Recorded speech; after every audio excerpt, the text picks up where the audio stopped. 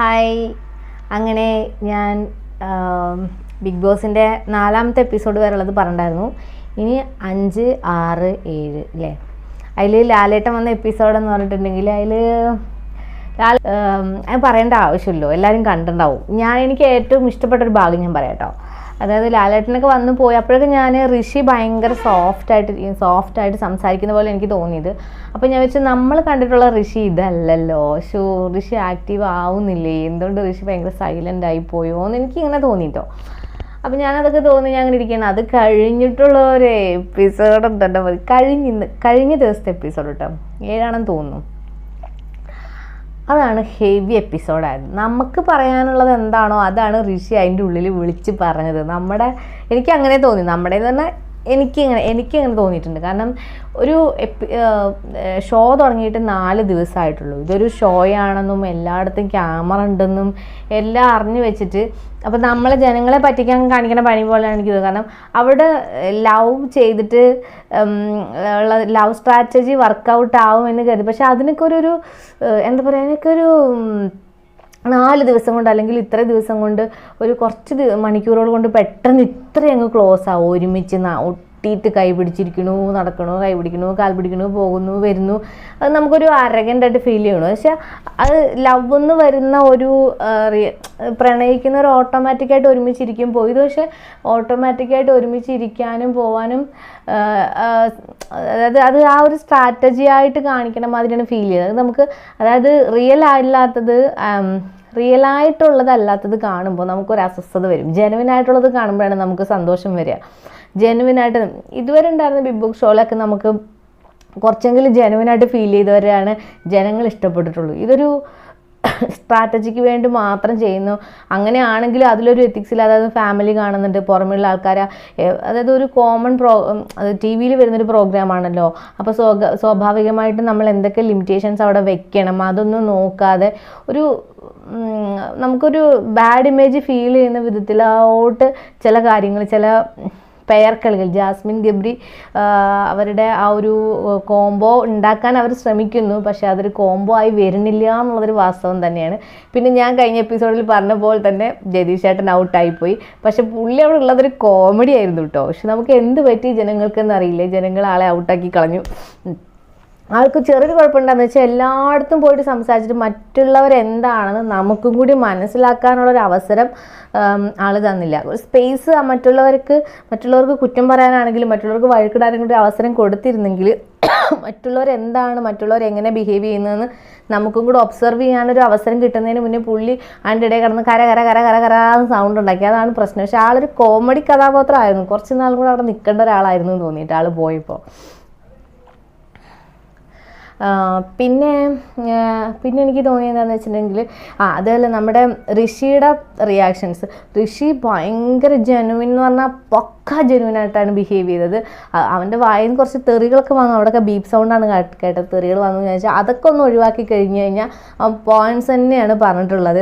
വീട്ടുകാർ കാണുന്ന കാര്യമാണ്, പുറത്തിറങ്ങി ജീവിക്കേണ്ടതാണ്, പിന്നെ മുന്നിൽ നിന്ന് ചിരിച്ചിട്ട് പിന്നിൽ നിന്ന് കുത്തരുത്, അങ്ങനെ. പിന്നെ അവനെ റിയൽ ആയിട്ട് ഞാനൊക്കെ ചില സമയത്ത് വീട്ടിൽ നമുക്ക് സങ്കടം സഹിക്കാൻ പറ്റാതെ അവന് പൊട്ടിത്തെറിച്ച് പോകുന്ന ചില സീനുകളുണ്ട്. അതൊക്കെ തന്നെയാണ് ഋഷി അതിൽ കാണിച്ചത്. അതിലോടുകൂടി ഋഷി അങ്ങോട്ട് കയറി ഹൈപ്പിലെത്തി നമ്മുടെ മനസ്സിൽ. ഋഷി അവിടെ ഉണ്ടാവണം തന്നെ നമുക്ക് തോന്നി. പിന്നെന്താ, അപ്പോൾ ആ ഋഷിയുടെ ആ ഒരു റിയാക്ഷൻ എനിക്ക് പവർഫുള്ളായിട്ട് തോന്നി. എനിക്ക് ഭയങ്കര ഇഷ്ടപ്പെട്ടു. പക്ഷേ കൺട്രോൾ ചെയ്യാൻ പറ്റുന്നില്ല ഋഷിക്ക്. ശ്വാസം മുട്ട് പോലെ എനിക്ക് വരാറുണ്ട് ഇവിടെ. സ്വാഭാവികമായിട്ടും വഴക്കിടുമ്പോൾ ഞാനും ഈ വക സർക്കസുകൾ ഇവിടെ കാണിക്കാറുള്ളതാണ്. അതുകൊണ്ട് എനിക്ക് ഭയങ്കരമായിട്ട് റിലേറ്റ് ചെയ്യാൻ പറ്റി. പിന്നെന്താ, ഋഷിയുടെ ആ ഒരു അപ്പോഴാണ് നമ്മൾ ഇതുവരെ കണ്ട നമ്മുടെ ഋഷി തിരിച്ചെത്തി എന്നൊരു തോന്നൽ വന്നത്. ആ സീരിയലിലൊക്കെ ഋഷീനെ നമ്മൾ ഇഷ്ടപ്പെടുന്ന, റിയാക്ട് ചെയ്യുന്ന ഋഷി, നല്ല ബോൾഡായിട്ട് നിൽക്കുന്ന ഋഷി, ആ ഋഷീനെയാണ് നമ്മൾ ഇഷ്ടപ്പെടുന്നത്. പെട്ടെന്ന് ഇവിടെ വന്നപ്പോൾ പുള്ളി സൈലൻ്റ് ആയി പോയപ്പോൾ ഞാൻ വിചാരിച്ചു, അങ്ങനെ ഋഷിയിലൊക്കെ നമ്മൾ ഒരുപാട് പ്രതീക്ഷ വെച്ചതാണ്. ഋഷി എന്ത് പറ്റി സൈലൻ്റ് ആയി പോയി? ഋഷിയുടെ ഒരൊറ്റ പൊട്ടിത്തെറിയോട് കൂടി കംപ്ലീറ്റ് സെറ്റായി. അപ്പോൾ ശരിക്കും പറഞ്ഞാൽ ജാസ്മിൻ ഗബ്രിയിലെ അവരുടെ ആ ഒരു കോംബോ എനിക്ക് തീരെ പിടിക്കുന്നില്ല. എന്തോ ഒരു ഉൾക്കൊള്ളാൻ പറ്റാത്തൊരു കോംബോ ഫീൽ ചെയ്ത്. രണ്ടുപേരും ഒരുമിച്ചിരിക്കുന്നു, ഒരുമിച്ച് നടക്കുന്നു, ഒരുമിച്ച് കിടക്കല്ല, ഒരു റൂമിൽ 2 ബെഡിലായിട്ടാണ് കിടക്കണത്. അപ്പോൾ അത് കാണിച്ചു കൊടുക്കുന്നത് ഇവരുണ്ടല്ലോ ഈ ജാൻമണി വേറൊരാൾക്ക് രാത്രി കാണിച്ചു കൊടുക്കുന്നുണ്ട്, ഇത് ഇവിടെ ഒരു ബെഡ് കിടക്കുന്നുണ്ട്, ഇവിടെ എന്താ അവിടെ പോയി കിടക്കണമെന്ന് ഇങ്ങനെ സീക്രട്ടായിട്ട് കാണിച്ചു. അപ്പോൾ മറ്റുള്ളവർക്കിടയിൽ ഒരു ചർച്ച, അതായത് ഒരു നെഗറ്റീവ് ചർച്ചയായി മാറുന്നുണ്ട്. പിന്നെന്താ തന്നെ. അപ്പോൾ ഒരു നെഗറ്റീവ് അതിനേക്കാട്ട് നന്നായി പ്ലേ ചെയ്യാൻ പറ്റും. ഈ ഗബ്രി ഇപ്പം പ്ലേ ചെയ്ത് സൈലൻ്റായിട്ട്, അതായത് സൈഡ് ഒതുങ്ങിക്കൊണ്ടിരിക്കുകയാണ്. അധികം താമസിച്ചത് ഗബ്രി പിന്നെ ഔട്ടായി പോകുമെന്ന് എനിക്ക് തോന്നുന്നത്. കാരണം ഒരു പാവയെ പോലായി മാറിപ്പോയി എന്ന് തോന്നുക. പിന്നെ ഈ പറഞ്ഞുള്ളൊരു പ്രോഗ്രാമിൽ ഇത്രയും ക്യാമറ ഇരിക്കുന്നിടത്ത് വന്നിരുന്നിട്ട് കിസ് ചെയ്യുക, അതൊക്കെ അങ്ങനെ എന്തോ ഞാൻ കണ്ടു. യൂട്യൂബിലാണ് അത് ഞാൻ കണ്ടത്. ഞാൻ ലൈവിൽ നിന്ന് കാണാനുള്ള കപ്പാസിറ്റി എനിക്ക് ലൈവ് ഉണ്ട്, പക്ഷെ എനിക്ക് കുറച്ച് നേരം കണ്ടിട്ട് ഞാൻ പിന്നെ മാറ്റും. ഫുള്ളിരുന്ന് കാണാനുള്ള കപ്പാസിറ്റി എനിക്കില്ല. പിന്നെ ഫുള്ള് ലൈവിലിരുന്ന് കാണുമ്പോൾ നമുക്ക് ബോറടിക്കും. എപ്പിസോഡ് കാണാനാണ് സുഖം. അതാകുമ്പോൾ കുറച്ചുകൂടെ എക്സ്ട്രാക്റ്റ് നമുക്ക് കിട്ടുമല്ലോ, കറക്റ്റ് എക്സ്ട്രാക്റ്റ് കിട്ടുമല്ലോ, അതാണ് നല്ലത് എന്നൊക്കെ എനിക്ക് തോന്നുന്നു. അല്ലെങ്കിൽ ഞാൻ ലൈവ് ഇടയ്ക്ക് കാണാറുണ്ട് ഫ്രീ ആകുമ്പോൾ. അതാണ് എൻ്റെ പുതിയ ബിഗ് ബോസ് അപ്ഡേറ്റ്സ്. ഞാനെന്ത് തരാണ് അപ്ഡേറ്റ്? ഞാൻ എപ്പിസോഡ് വരെ ഞാൻ കണ്ടിട്ട് അതിനെക്കുറിച്ച് പറഞ്ഞിട്ടുണ്ടായിരുന്നു. ദയവ് ചെയ്ത് എനിക്കിപ്പോൾ ഇവിടെ ഇരുന്നിട്ടുള്ളത് കണ്ടത് ഞാൻ മാത്രമായിട്ടില്ല. അത് ഒരു കാര്യം കൂടി പറയാനുണ്ട്. എനിക്ക് ദേഷ്യമുണ്ടായിട്ടൊന്നുമല്ല, പക്ഷെ പറയാനുള്ളതൊന്ന് പറയുകയാണ്. ഞാൻ ആദ്യം തുടങ്ങിയത് വ്ളോഗിലാണ്. ഇപ്പോഴും വ്ളോഗ് ഞാൻ ചെയ്യാറുണ്ട്. എനിക്ക് ഒഴിവ് കിട്ടുമ്പോൾ പുറത്ത് പോകുന്നതിനനുസരിച്ച് വ്ളോഗ് ചെയ്യാറുണ്ട്, കുക്ക് ഞാൻ ചെയ്യാറുണ്ട്. അതേപോലെ എനിക്ക് പറ്റാവുന്ന വീഡിയോസൊക്കെ എനിക്ക് മാക്സിമം എനിക്ക് വീഡിയോ എടുക്കാൻ പറ്റുന്നതാണെങ്കിൽ ഞാൻ വീഡിയോ എടുത്തിടാറുണ്ട്. ഓക്കെ, അപ്പോൾ ഇപ്പോൾ ഉള്ളതൊക്കെ ഫുൾ റിയാക്ഷൻ വീഡിയോസ്. അത് പുറത്ത് പോകാഞ്ഞിട്ടാണ്. ഞാൻ കൂടുതൽ സമയം വീട്ടിൽ തന്നെയാണ്. പിന്നെ റിയാക്ഷൻ വീഡിയോസാണ് കൂടുതലും ഇപ്പം ട്രെൻഡായിട്ടിക്കൊണ്ടിരിക്കുന്നത്. നമുക്ക് അതിൻ്റെ ഒപ്പം പോകാമെന്നുള്ളതാണ്. മിക്ക റിയാക്ഷൻ വീഡിയോസ് എന്നാൽ വേറെയുള്ളവർ ചെയ്ത വീഡിയോസ് കറക്റ്റ് അതിൽ ആ വീഡിയോ ഒന്നും കൂടി അതിലെടുത്ത് കാണിക്കുന്നുണ്ട്. ഞാൻ അതൊന്നും ചെയ്യുന്നില്ല. ഞാൻ ആ ഒരു വീഡിയോ കണ്ടിട്ടുണ്ടെങ്കിൽ ആ കണ്ടന്റിനെ കുറിച്ച്, ആ കണ്ട വീഡിയോയിൽ എനിക്ക് എന്തെങ്കിലും പറയാനുണ്ടെങ്കിൽ മാത്രം ആ കണ്ടന്റ് എടുത്തിട്ടില്ല. ആ കണ്ടന്റിനെ കുറിച്ച് എൻ്റെ ഒരു അഭിപ്രായം ഞാൻ എൻ്റെ ഒരു ചാനലിലിടും. അത് മാത്രമാണ് ഞാൻ ചെയ്യുന്നത്. ഓക്കെ, അപ്പോൾ അത് ഞാൻ ഒരിക്കലും വേറൊരാൾ എടുത്ത വീഡിയോ അങ്ങനെ തന്നെ കൊണ്ടുവന്നിട്ട് എൻ്റെ കണ്ടന്റിൽ ഇട്ടിട്ട് ഞാൻ ഇത് നിങ്ങൾ കണ്ടു നോക്കുമെന്ന് പറഞ്ഞ് ഞാൻ ഒരിക്കലും ചെയ്തിട്ടില്ല. ഓക്കെ, അപ്പം ഒരു വീഡിയോ ഞാൻ ചെയ്തിട്ടുണ്ട്, എനിക്ക് നല്ല ഓർമ്മയുണ്ട്. അത് എൻ്റെ വീടിൻ്റെ അടുത്തുള്ള സ്ഥലത്തുണ്ടായ സംഭവമാണ്. എൻ്റെ സ്കൂൾ ഗ്രൂപ്പിൽ വന്നൊരു വീഡിയോ ആണ് ഞാൻ എടുത്തിട്ട് ഇതിൽ കാണിച്ചു തന്നിട്ടുള്ളത്.